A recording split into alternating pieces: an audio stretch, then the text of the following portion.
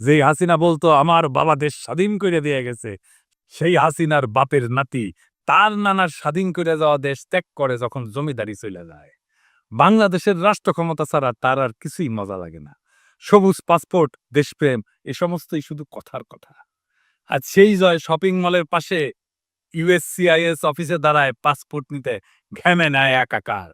আর হাসিনার পরিবারের বাকিরা পুতুল রাতে ঘুমাতে যাওয়ার আগে গুগল করে how to apply for Canadian express entry with Bangladeshi criminal history.